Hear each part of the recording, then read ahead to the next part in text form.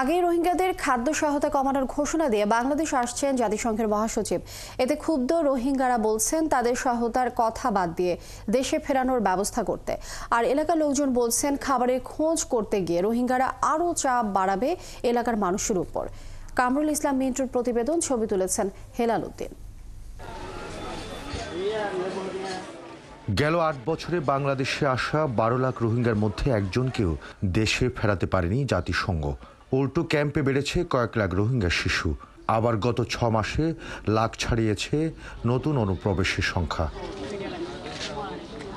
মাঝে মধ্যে আরও নতুন রোহিঙ্গাদের আশ্রয় দিতে জাতিসংঘের অনুরোধ পায় বাংলাদেশ। এই যখন অবস্থা, তখন বাংলাদেশে আসছেন জাতিসংঘের মহাসচিব অ্যান্টোনিও গুতারেস। কিন্তু তিনি তার আগেই সিদ্ধান্ত দিয়েছেন রোহিঙ্গাদের জন্য খাদ্য সহায়তা জনপ্রতি $12.5 থেকে কমিয়ে $6 করতে। জাতিসংঘের এই ঘোষণায় ক্ষুব্ধ রোহিঙ্গা নেতারা বলছেন তাদের কোনো সহায়তা দরকার নেই, দেশে ফেরার ব্যবস্থা করে দিলেই হয়।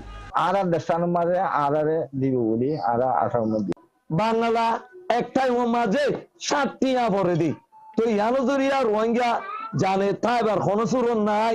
আবার কোন রোহিঙ্গা বলছেন $12 যেখানে তাদের জীবন চলে না, সেখানেই সে সহায়তা কমানো তাদের দুর্ভিক্ষে ফেলবে। মোতাবেক যদি হানা দে ওই তো গিলে আর Rohingya community bad gangs activities দাসে ইনভলভ হয়ে যাবে। হয় বাদে আর একটা নিজের অতনম মাঝে নিজের হলের মাঝে আর কক্সবাজারের সুশীল সমাজের ভয়, রোহিঙ্গাদের সহায়তা কমালে তারা এলাকায় মানুষের জীবনযাপনে প্রভাব ফেলবে। দাপা গোষ্ঠী আছে, তাদের কাছে অনুরোধ থাকবে এদের সহায়তা যাতে বাড়িয়ে দেওয়া যায়, তাহলে অপরাধ কর্মকাণ্ড একটু কমে যাওয়ার সম্ভাবনা আছে।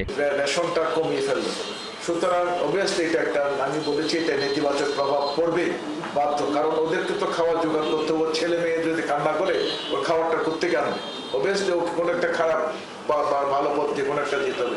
শরণার্থী বিষয়ক কমিশনও জাতিসংঘের সিদ্ধান্তে চিন্তিত। কমিশনার বললেন রোহিঙ্গাদের ম্যানেজ করা কঠিন হবে। আমরা আমাদের ডোনারদেরকে রিকোয়েস্ট করছি ভবিষ্যতে অন্তত যাতে ফান্ড রেজ করা যায়, এবং আমরা আশা করছি ইউএস গভর্নমেন্ট যেটি ফান্ড এখন সাসপেন্ড করেছে সেটি তারা হয়তো উইথড্র করবেন। এদিকে দাদা গোষ্ঠীর কাছে সম্প্রতি রোহিঙ্গাদের জন্য জরুরি তহবিল চেয়েছে WFP। কামরুল ইসলাম মিন্টু, ৭১, কক্সবাজার।